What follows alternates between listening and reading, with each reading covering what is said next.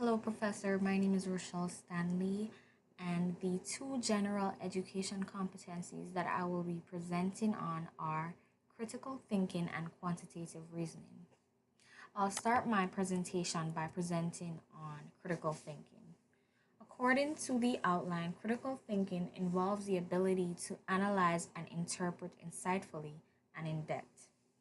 It also includes the ability to analyze information objectively and make a reasonable judgment. To do this usually involves evaluating sources such as data, facts, and research findings. It also includes the ability to evaluate viewpoints and assumptions of others, creating a specific position or perspective, and drawing logical conclusions. To demonstrate my ability to think critically, I'll be reading an assignment that I did in 2017 where I basically analyzed two poems. All this, and this is how I remember it. I evaluated it and presented my own personal viewpoints of what these two poems were saying. So I'll start off by reading the second paragraph, which is indicated by a red arrow. So it states that in this first microstory, All This, the author, who is also a mother of a 2-year-old girl, speaks about an incident where she hit her daughter after she was bitten by her. She describes vividly the emotions that flooded her mind just before she did this regrettable act. The author states that the pain from her daughter's gripped teeth surprisingly drove out every motherly instinct that she possessed, leaving only thoughts from her abusive childhood. But her teeth take deeper hold and drove out everything out of your head, except oddly, your own father saying silly B word.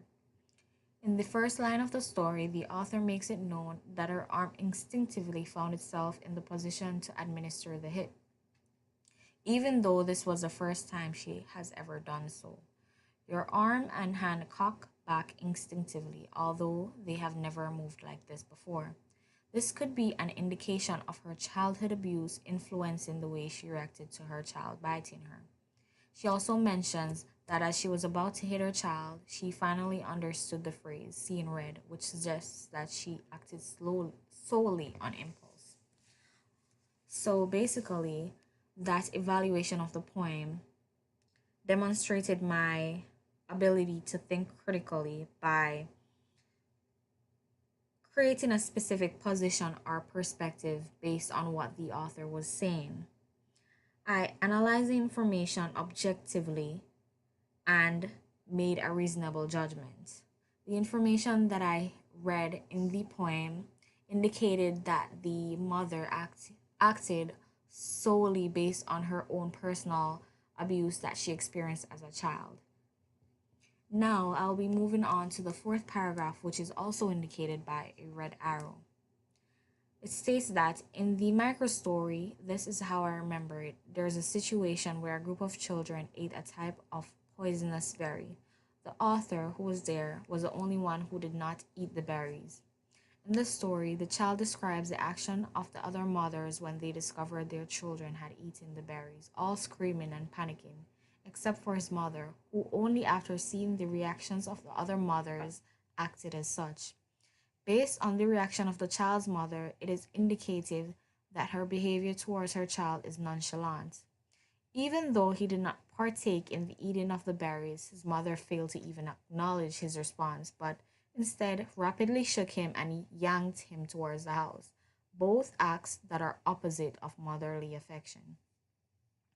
After finding out he did not eat the poisonous berries, the author then mentions that instead of rewarding him for such, his mother moved away and made an apathetic remark. I turned to my mother for a stroke on the head like the other moms, but she moves to the doorway and lights a cigarette and pushes her hair out of her eyes. And there is only her smeared lips saying, "That will teach you anyway." In this poem, I also demonstrated my ability to think critically as I analyze the situation that happened in the poem and how both mother reacted. Um, Specifically, this mother, it's indicative that she also might have experienced child abuse, which explains her reaction towards her own child. In both stories, the authors experienced childhood abuse. In the first story, the mother is the one that experienced a childhood abuse by how she reacted to her own child, by instinctively aiming to slap the child because of a bite that she received by the baby, which probably doesn't know any better. And the second one, this child experienced child abuse from her mother, who probably experienced child abuse herself. This shows my ability to I created a specific position or perspective by analyzing the information objectively and not being biased.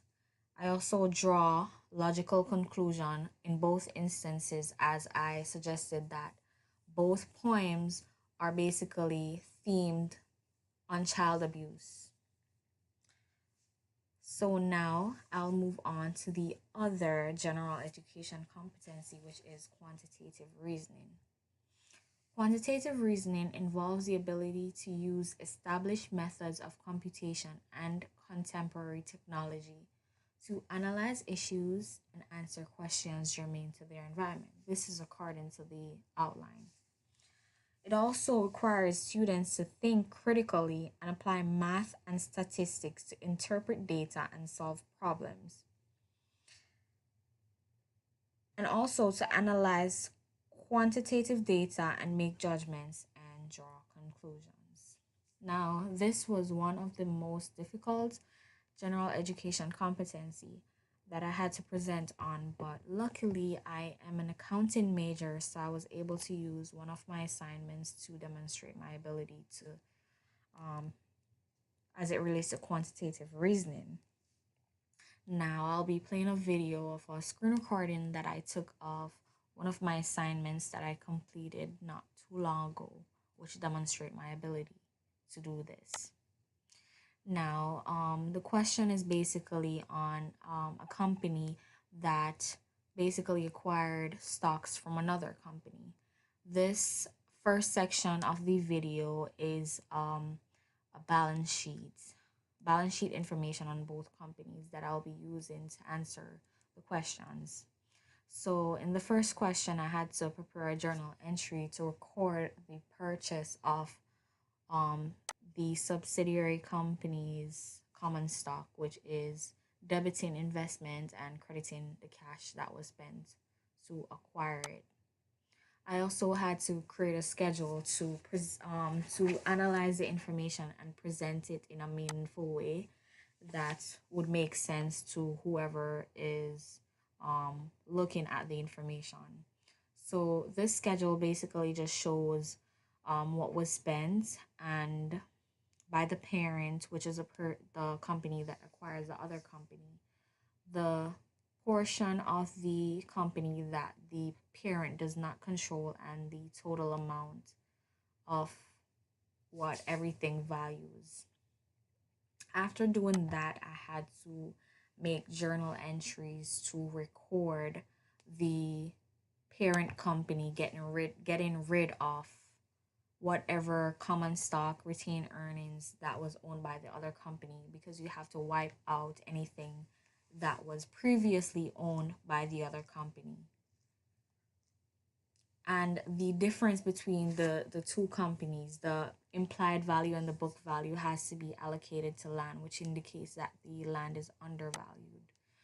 um, so the main point of what I wanted to use to demonstrate my ability as it relates to quantitative reasoning is the balance sheet, but I had to show the previous section to show where I got all this information from.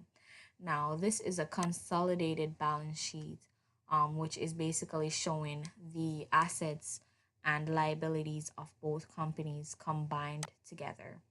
Now, the first section where it shows cash is basically adding up the cash that was owned by two companies and subtracting the amount of cash that was used to acquire the other company.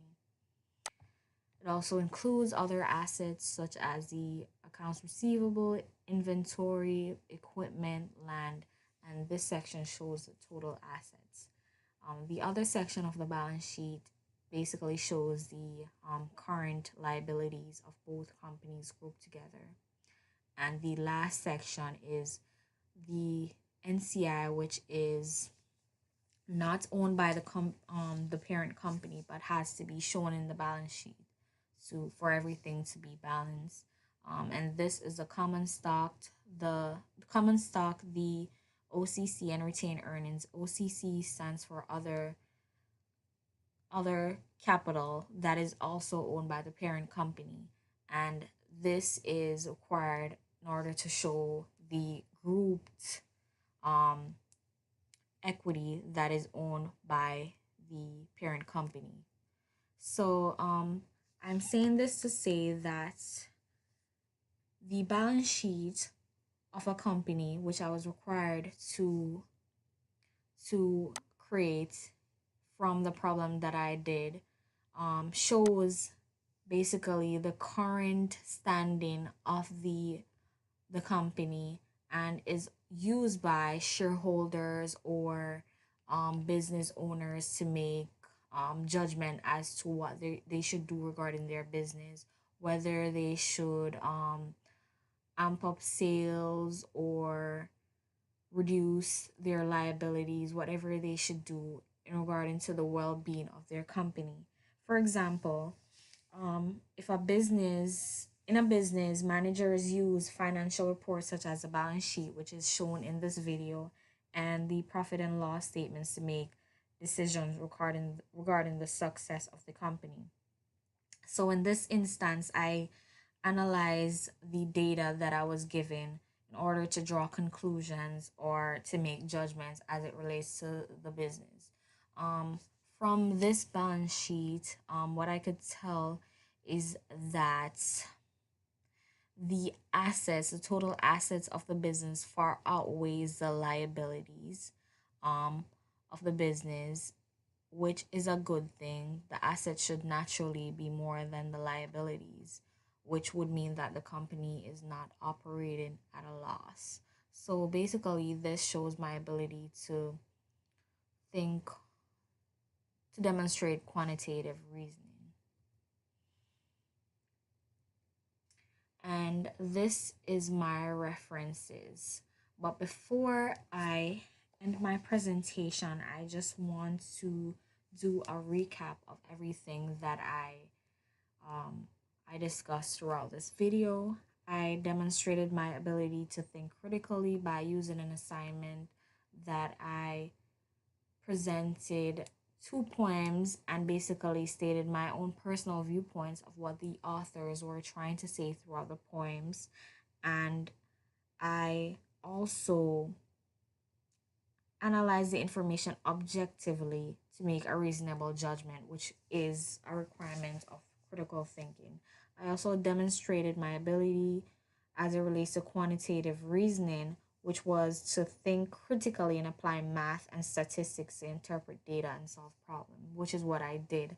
I used math and statistical data, which is the balance sheet information and also the information that I was given throughout the problem, to solve the problem and present my findings and draw conclusions through the balance sheet. Thank you for listening, and I hope you do have a wonderful night.